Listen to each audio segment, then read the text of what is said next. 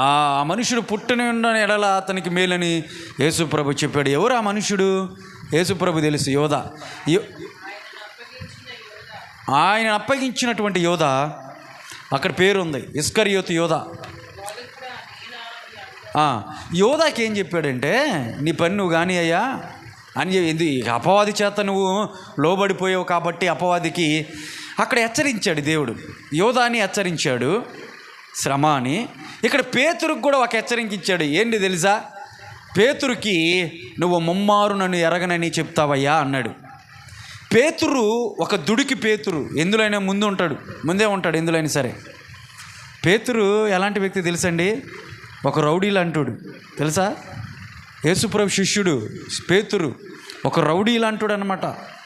ఏదైనా సరే ముందుకెళ్ళిపోతాడు, కొట్లాటలకైనా గొడవలకైనా సరే. ఆ పేతురు చేపలను పట్టంట ఈ రోము గవర్నర్లకి, ఇటు ఏ రోజులు ఎవరైతే ఉన్నారో వాళ్ళకి, రాజులకి, వాళ్ళకి చేపలను సరఫరా చేసేవాడంట. వాళ్ళ అంతఃపురంలోకి వెళ్ళిపోయాడు, చేపలు సరఫరా చేసేవాడంట. అంత ధైర్యవంతుడు ఆయన, అంత మంచి వ్యాపారం చేసేవాడంట పేతురు. ఇలాంటి పేతురు ఎన్ని మాటలు దేవుని గురించి చెప్పాడు. అయ్యా నువ్వు దేవుని కుమారుడు అన్నాడు ఒకసాట, మరొకసాట అన్నాడు నీ మాటలో జీవం ఉందని చెప్పాడు అన్నాడు.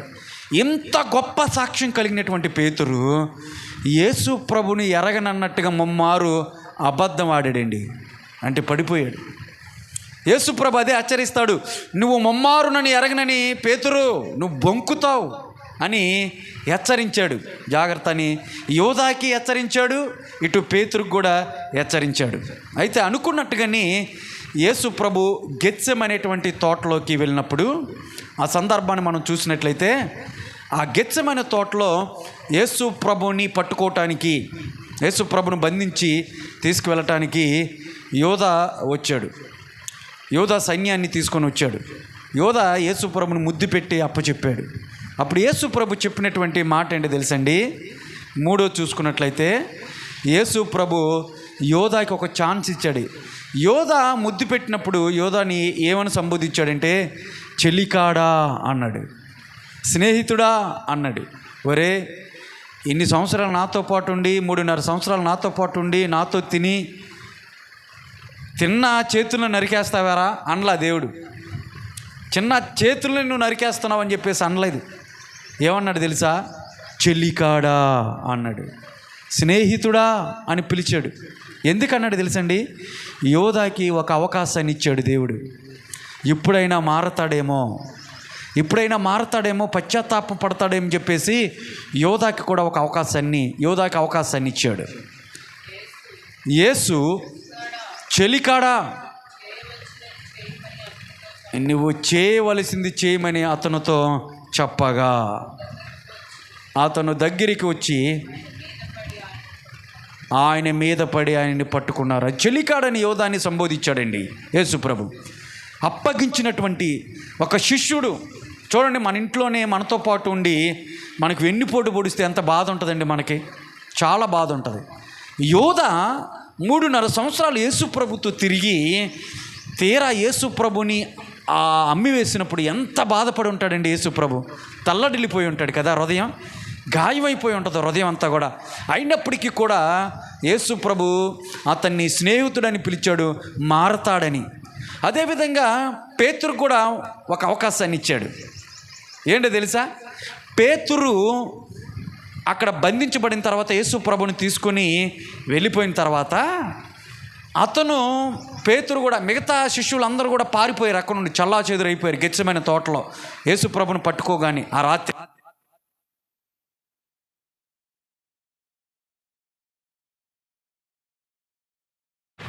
యోహాను ఒక్కడే ఆయన్ని సైనికులతో పాటు వెళ్ళినప్పుడు పేతురు కూడా ఆ సైన్యాన్ని ఫాలో అయ్యాడు. దూరంగా ఉండి ఏం జరుగుతుందో ప్రభువుకని చూద్దామని చెప్పేసి ఆ వెనకాల వారికి కనపడకోకుండా ఫాలో అయ్యారు.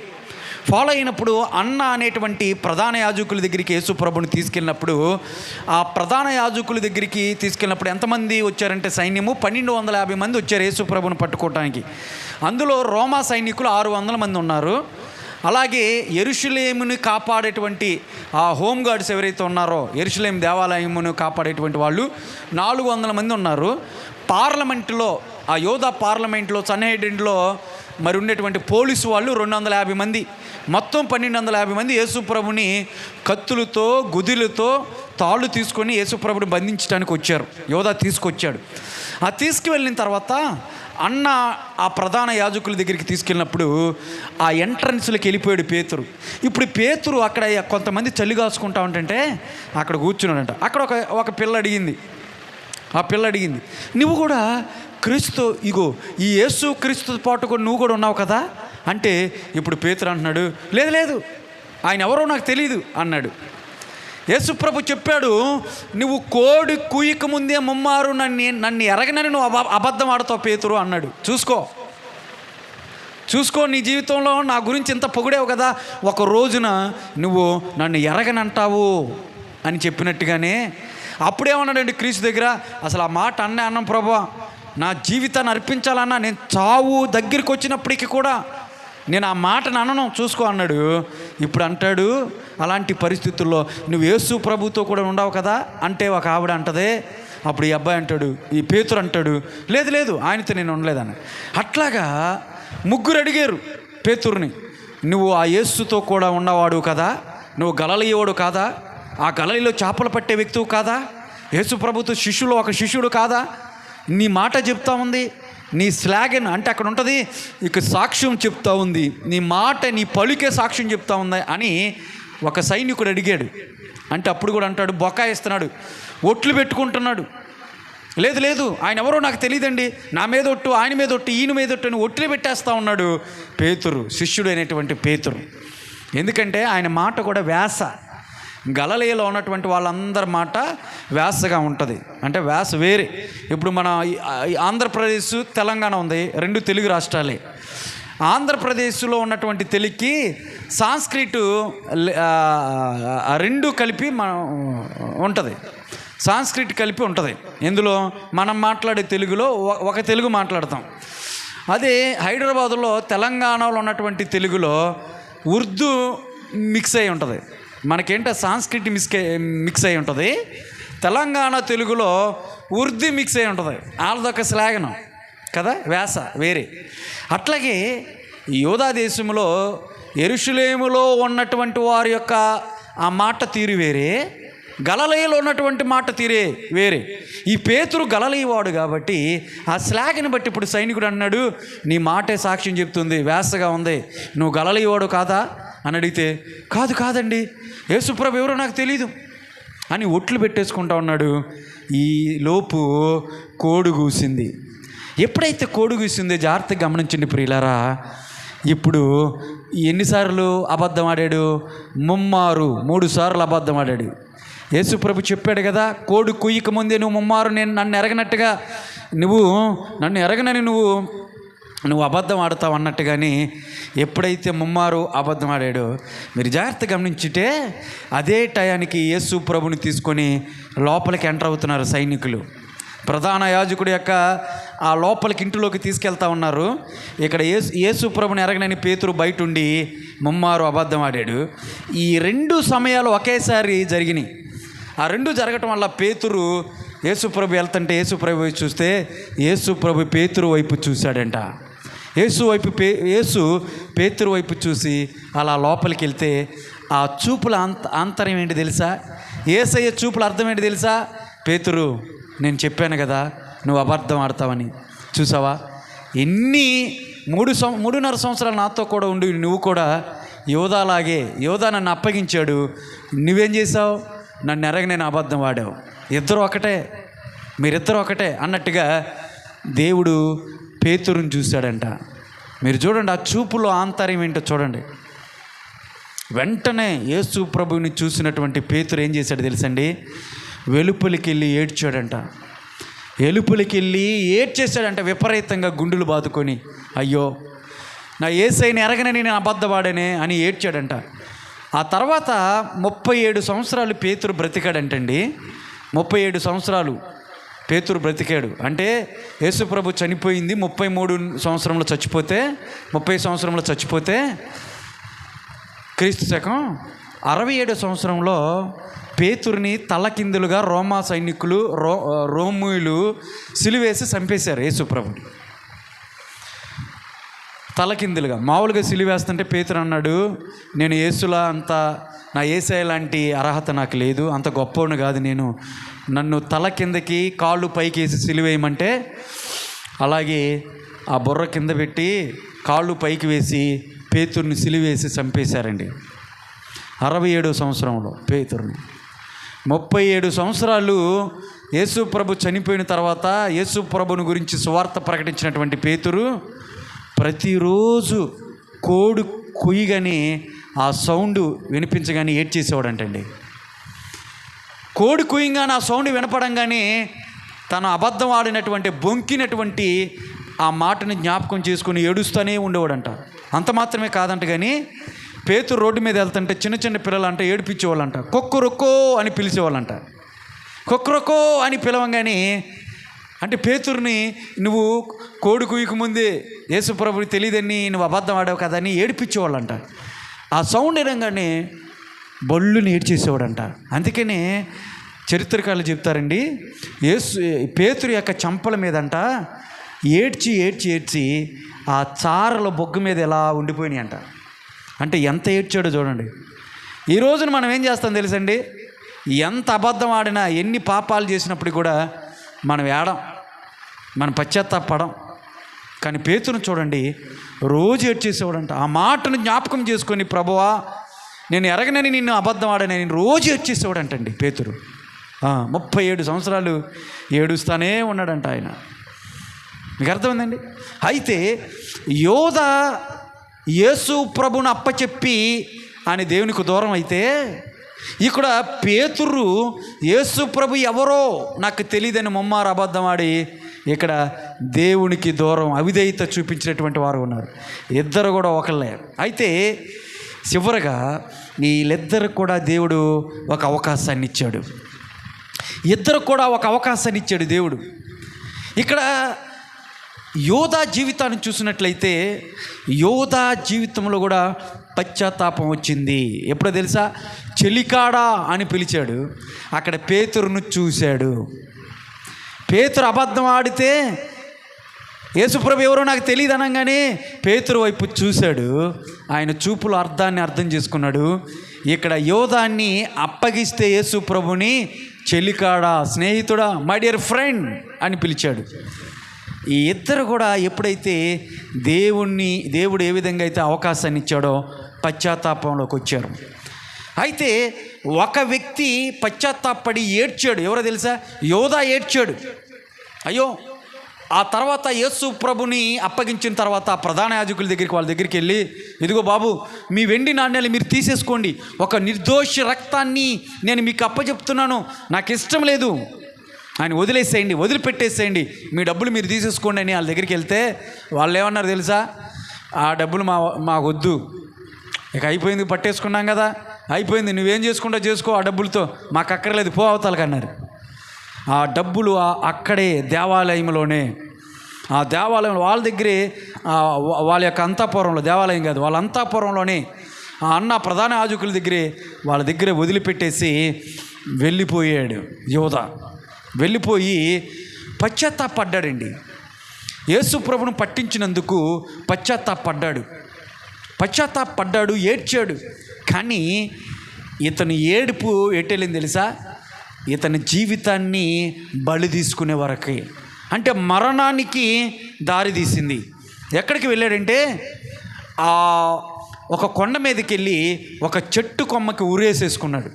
ఇక భరించలేకపోయాడు. ఆ పశ్చాత్తాపాన్ని, ఆ నిందను భరించలేకపోయాడు. పదే సార్లు గద్దింపు వచ్చేస్తూ ఉంది. ఇంక నేను బ్రతకటం వేస్ట్ అనుకున్నాడు. మానసికంగా ఒక డిప్రెషన్లోకి వెళ్ళిపోయి యోధా ఏం చేశాడు తెలుసా? ఒక చెట్టు కొమ్మకి ఊరేసుకున్నాడు. ఆ చెట్టు కొమ్మ ఇరిగిపోయి ఆ పైన ఉన్న కాబోలు కింద పడిపోయి ఇలా బోర్ల పడటం వల్ల పొట్ట పగిలి పేగులు బయటకు వచ్చి చచ్చిపోయాడు. యేసు ప్రభు ఇద్దరికి అవకాశం ఇచ్చాడు. కానీ యోధా అవకాశాన్ని ఉపయోగించుకోకుండా ఏడ్చాడు. కానీ ఈ ఏడుపు ఎలాంటి ఏడుపు అంటే లోక సంబంధమైనటువంటి ఏడుపు. లోక సంబంధమైనటువంటి ఏడుపును ఏడ్చి పశ్చాత్తాపపడి ఉరి వేసుకొని చచ్చిపోయాడు. కానీ పేతురు కూడా ఏడ్చాడండి. పేతురు కూడా దేవుడు అవకాశాన్ని ఇచ్చాడు. ఆయన చూపులో పేతురు కూడా పశ్చాత్తాపడి ఏడ్చాడు. 37 సంవత్సరాలు ఏడ్చాడు. కానీ ఇప్పుడు పేతురు ఏం చేశాడు తెలుసా? అలాంటి నిర్ణయం తీసుకోవాలా. యేసు ప్రభు దగ్గరికి వచ్చి, ప్రభువా నేను పాపం చేశానయ్యా, నన్ను క్షమించు ప్రభువా, నీతో ఉండి కూడా నిన్ను ఎరగనని అబద్ధం ఆడానయ్యా, నన్ను క్షమించు ప్రభువా, నన్ను క్షమించని పశ్చాత్తాపంతో గుండె పగిలిపోయేలాగా పేతురేశాడు. యోధ యేసు ప్రభు దగ్గరికి రాలా, దేవుని దగ్గరికి రాలా. ఆయన పశ్చాత్తాప పొందాడు కానీ దేవుని దగ్గరికి రాకోకుండా ఆయన మరణాన్ని తెచ్చుకుంటే, పేతురు ఏం తెచ్చుకున్నాడు తెలుసా? నిత్య జీవాన్ని తెచ్చుకున్నాడు. ఎందుకు తెలుసా? ఆయన దేవుని దగ్గర వెనకకు వచ్చాడు. మళ్ళీ తిరిగి తన జీవితాన్ని కట్టుకోవటానికి ఇష్టపడ్డాడు పేతురు. కాబట్టి మళ్ళీ యేసు ప్రభు దేవుని దగ్గరికి వచ్చి, నేను పాపిని, నేను తప్పు చేశాను, నన్ను క్షమించు ప్రభుని ప్రాధేయపడి ఏడ్చాడు. కాబట్టి దేవుడు పేతురుని క్షమించగలిగాడు. మన దేవుడు క్షమించే దేవుడు. నువ్వు ఎంత పాపం చేసినప్పటికీ కూడా, ఎంత దుర్మార్గమైనటువంటి పనులు చేసినప్పటికీ కూడా యేసు ప్రభు దగ్గరికి వచ్చి ఒక దినాన, ప్రభువా నేను పాపినయ్యా, నన్ను క్షమించవా, అయా ప్రభా నా జీవితము పాపిష్టికరమైనటువంటి జీవితము, నన్ను క్షమించని ఎప్పుడైతే నువ్వు ప్రార్థన చేస్తావో నీ పాపాన్ని ఆయన కడిగేసి నిన్ను క్షమించే దేవుడు. అయితే యోధ అవకాశాన్ని ఉపయోగించుకోలేకపోయాడు. ఇక్కడ పేతురు ఉపయోగించుకొని రక్షించబడ్డాడు. వీళ్ళిరువురు జీవితాల్లో మీరు గమనించినట్లయితే ఇద్దరు ఒకే మనస్తత్వం కలిగినటువంటి వాళ్ళే. పేతురు సాతానును పిలవబడ్డాడు, ఇక్కడ యోధ కూడా సాతానని పిలువబడ్డాడు. ఇక్కడ పేతురు దేవుని ఎరగనన్నట్టుగా ముమ్మారు అబద్ధం ఆడాడు. ఇక్కడ యోధ దేవుని అప్పగించినట్లుగా మనం చూస్తూ ఉన్నాము. అయితే ఇరువురు వ్యక్తులకు కూడా దేవుడు అవకాశాన్ని ఇచ్చినప్పుడు ఇద్దరు రిపెంటెన్స్లోకి వచ్చారు, కానీ పశ్చాత్తాపంలోకి వచ్చారు. కానీ యోధ లోక సంబంధమైనటువంటి ఆ ఏడుపును ఏడ్చేసి తిరిగి దేవుని దగ్గరికి రాకోకుండా తన జీవితాన్ని అక్కడే ఉరివేసుకొని ముగించుకున్నాడు. కానీ పేతురు మాత్రమే మళ్ళీ తిరిగి దేవుని దగ్గరికి వచ్చి ఆయన పాపాన్ని ఒప్పుకొని క్షమించమని అడిగినట్లుగా మనం చూస్తూ ఉన్నాము. కొరింథీయులకు రాసినటువంటి పత్రికలో పేతురు రాశాడు, దైవ చిత్తానమైనటువంటి దుఃఖము రక్షణ అనేది మీకు రక్షణ అనుభవంలోకి నడిపిస్తుంది. కాబట్టి నీ చింత, నీ దుఃఖము ఏ విధంగా ఉండాలి? దైవ చిత్తానమైనటువంటి చిత్తంగా ఉండాలి. నీ దుఃఖాన్ని దేవునిలో ఎదగటానికి, రక్షణ అనేటువంటి మార్గంలో రావటానికి, మారు మనసు అనేటువంటి జీవితంలోకి రావటానికి నీ దుఃఖం అటువైపు ఉండాలి. కానీ యోధాలాగా లోక సంబంధమైనటువంటి ఏడుపు మనకు ఉండకూడదు. బహుశా అలాంటి పరిస్థితుల్లో ఉంటే శ్రమలు వస్తాయి, ఇబ్బందులు వస్తాయి, ప్రతికూల పరిస్థితులు వస్తాయి. ఏమొచ్చినప్పటికీ కూడా నువ్వు దేవుని వైపే చూడాలా. దేవుని వైపు చూసినప్పుడే ఆ శ్రమలలో నువ్వు నడిపించుకుంటూ దేవుడు నిన్ను ముందుకు నడిపిస్తాడు. నీ కథ అక్కడతో ముగించడు, నేను అక్కడే కృంగదీయడు, కానీ ముందుకి నడిపిస్తాడు. జాగ్రత్త గమనించినట్లయితే ప్రియులారా, వీళ్ళిద్దరు వ్యక్తుల నుంచి మనం నేర్చుకోవాల్సింది ఏంటి తెలుసా? మనకు వచ్చినటువంటి ప్రతి ఒక్క ఆ నింద, అవమానాల్లో, సమస్యల్లో, బాధల్లో, ఇరుకుల్లో దేవుని వైపు చూడాలి.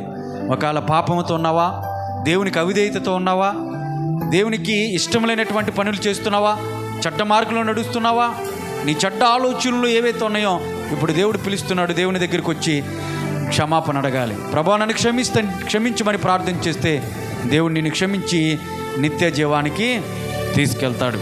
నీ శ్రమల్లో ఆయన ఉంటాడు. నీ శ్రమల్లో నిన్ను ముందుకు తీసుకెళ్తాడు.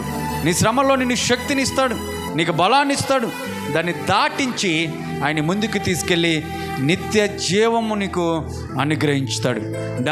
దానియేలును కూడా ప్రియులారు గమనిస్తే, సింహపు బోనులో దానియేలును వేస్తే దానియేలు సింహాల వైపు చూడలేదు.